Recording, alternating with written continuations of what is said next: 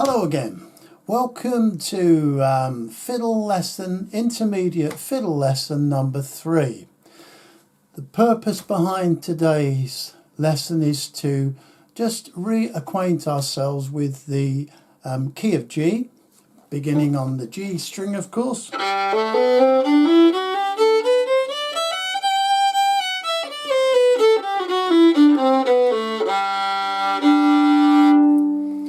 And perhaps just look at bowing, because I want to talk to you about playing a tune where the bow, one bow stroke, plays more than one note. So instead of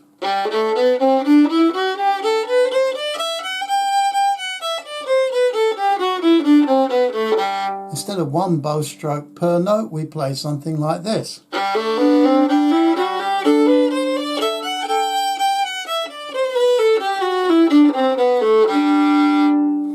Now that's important, because if you are playing a tune with a certain rhythm,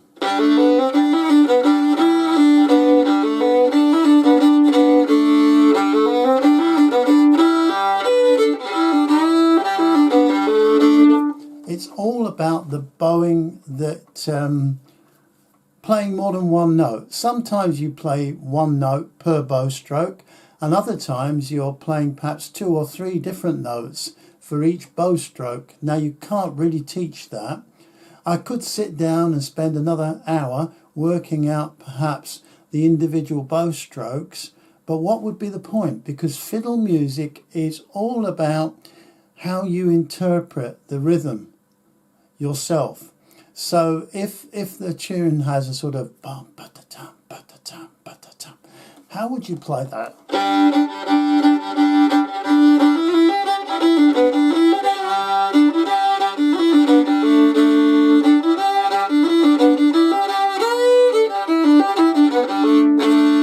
Do you see? It's all about you interpreting the rhythm through your bowing, and not relying upon reading that from a musical manuscript. It just won't happen. If you don't teach yourself to bow naturally, it will be very difficult for you to impart the rhythm that you're feeling inside of yourself into the way that you bow the tune and play the tune. Because I don't know, I think sometimes the bowing is almost more important than the notes, because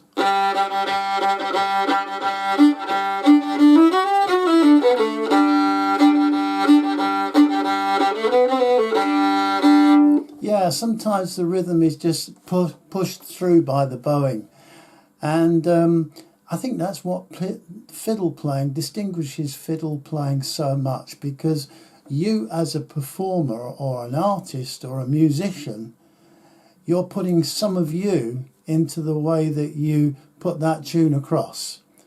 And it's not written down, and you don't have to follow it strictly as per the manuscript version.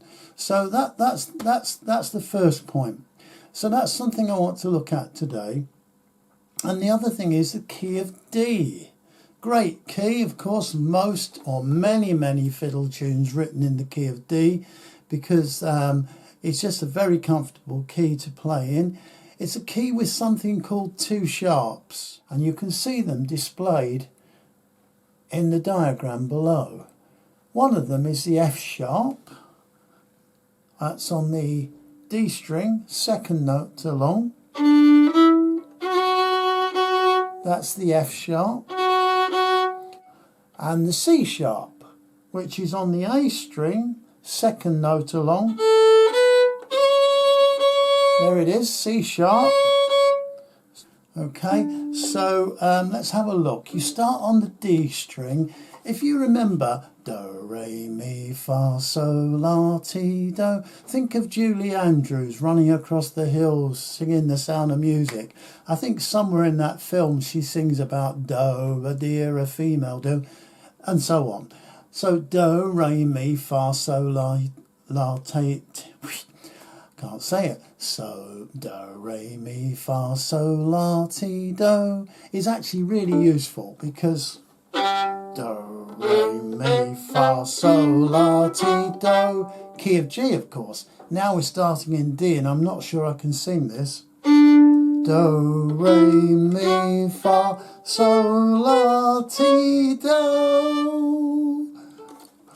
Well, I can hear cats crying outside at the moment, so I won't do much more of that. But the key of D, dead simple. Start on the D string, that one, 3, 4.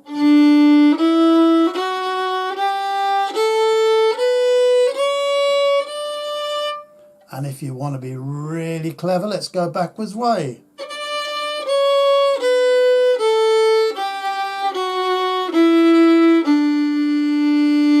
Again.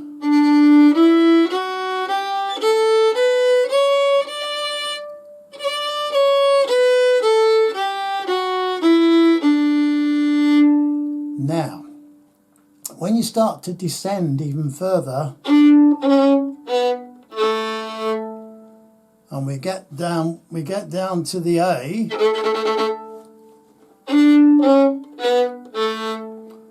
there's a tricky note there. That's that C.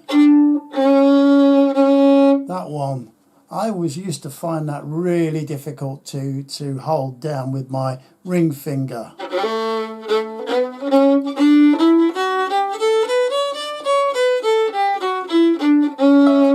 So you've got to practice that one, no doubt. So it's a bit of a stretch, I know. But that C sharp is important. It crops up in lots of tunes. So let's go higher now.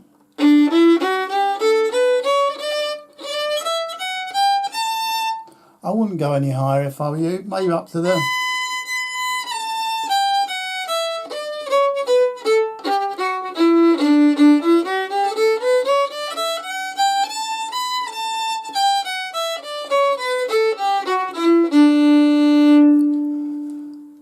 Very few fiddle tunes go much further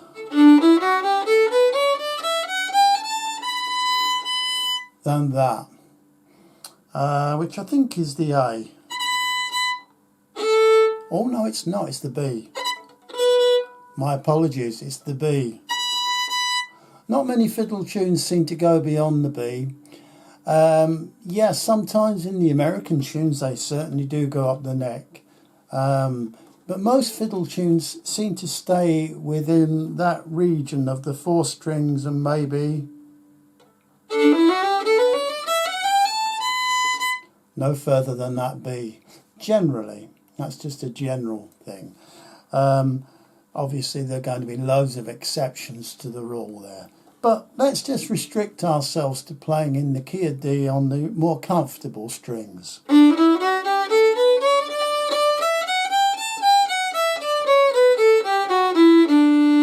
Okay, let's just try a few practices with this idea. Let's just try bowing 2 notes with one bow.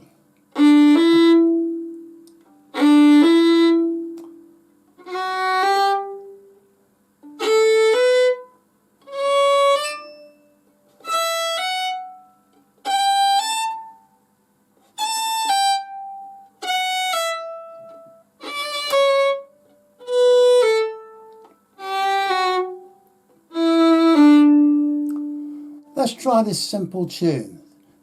Did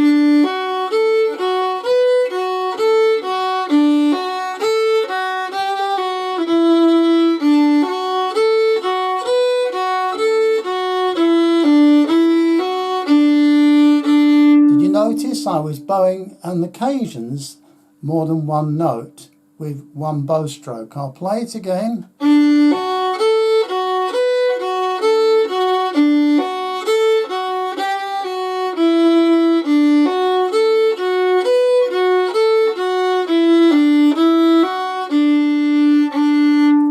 Rather craftily, I was also doing something else there. I'll show you again.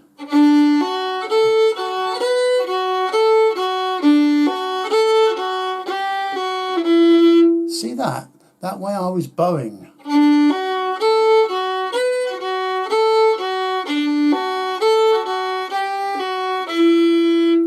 Okay, that's kind of like cross bowing between two strings, but it's important because it gives rhythm once again to your playing. So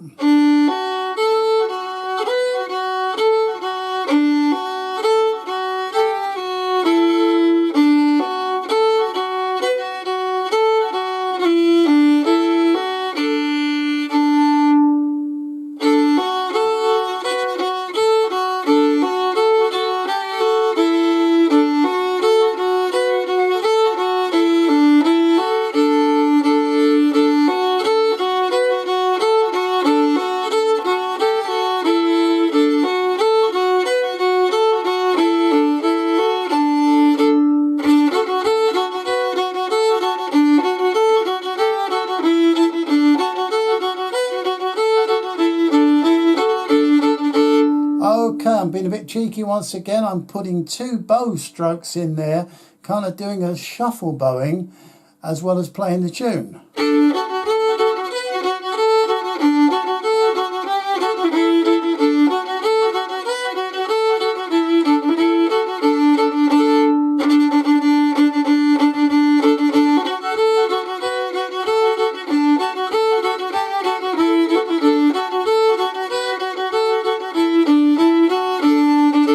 And now we use also bowing. Don't forget, we're also playing a drone note at the same time. The open string next to either the D or the A.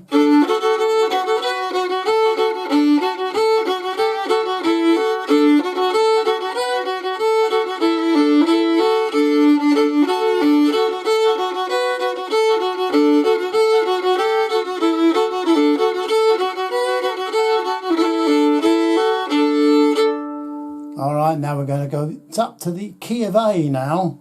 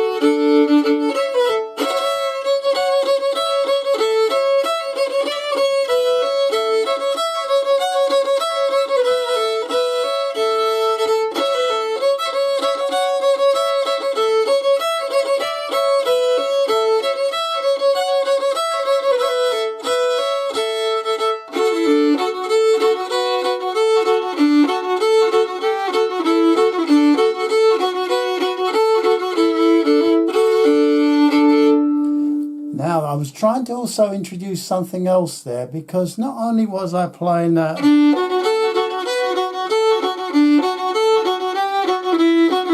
I was also playing long bows as well at the end of that sequence of notes. So I was doing this.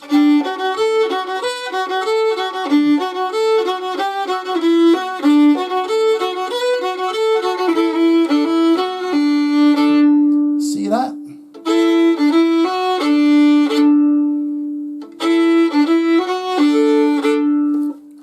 Now that's not written down. That's not written down at all in any kind of manuscript or anything.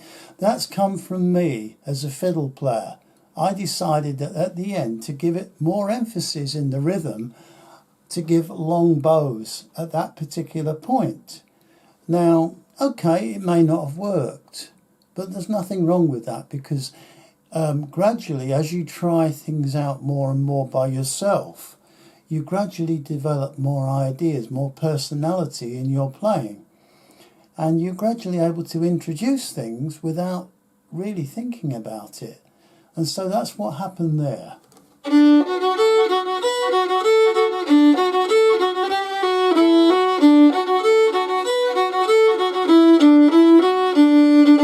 And then I dropped up to the A key.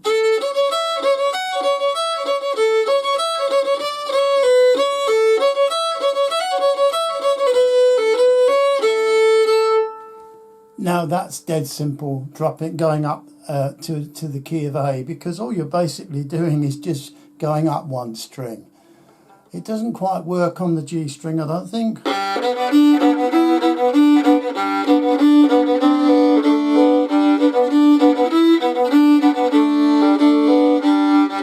Oh yes, it does. So it works on the G string as well. So you could have quite good time really, just playing between the three different keys.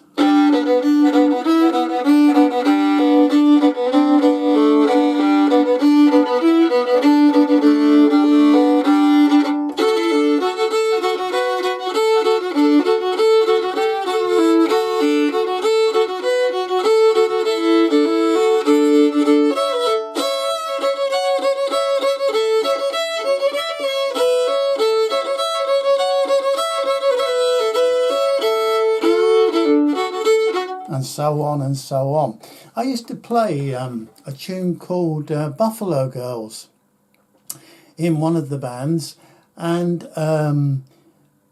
it's a great tune, of course, and there used to be a great dance that went with it, and it was lovely seeing everybody on the dance floor having a great time, going crazy and everything. And of course, Buffalo Girls, there are some words as well. But we used to just shout out keys, and everybody the trick would be to find the key immediately and play Buffalo Girls. So that was good fun. That used to keep us occupied while we were playing quite a long dance. It used to go on for about 5 minutes. So we used to just shout the key out, and then everybody had to try and find that key, fumble around and play it at the same time. But it sharpened us up. Certainly did sharpen us up. To finish off today's lesson, I'm going to play this tune, which is in the key of D, and then I'll change the key down to G. The reason I'm going to play this tune is because it will hopefully, by me displaying the notation, give you a little bit more experience with your sight reading skills, and also allow you to just put into practice some of the things we've covered today. So this is the tune.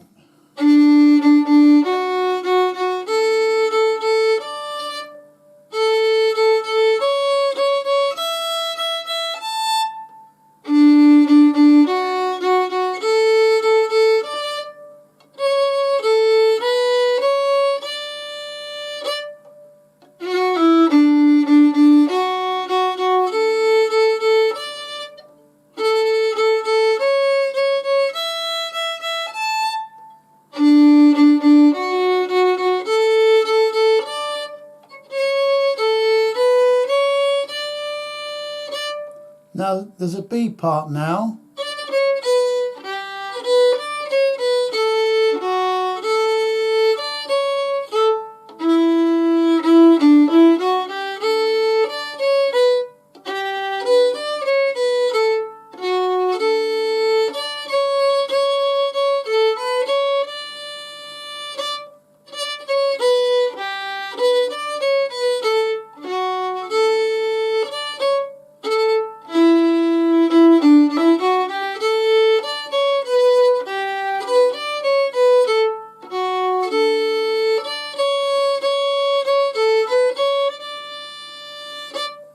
Okay, so a little bit faster now.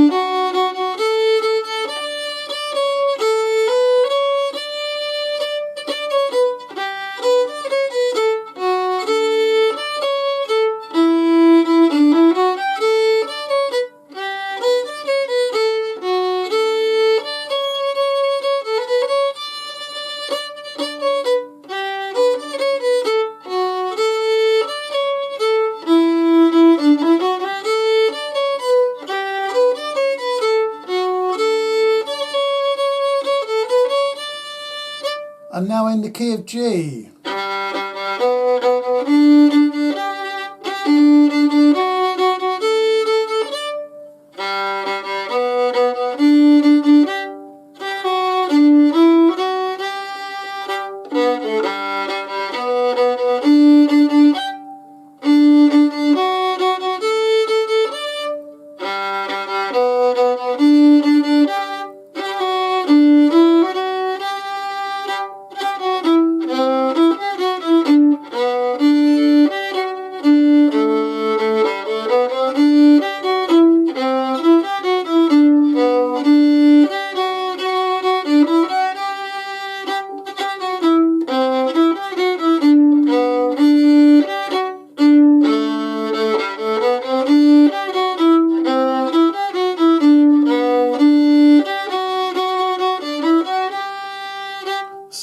course the fingering is exactly the same, it's just that you're going down to the lower string. Now we'll just pick it up a little bit, we'll put some drones in. So the rule is that you play the open string which is next to it.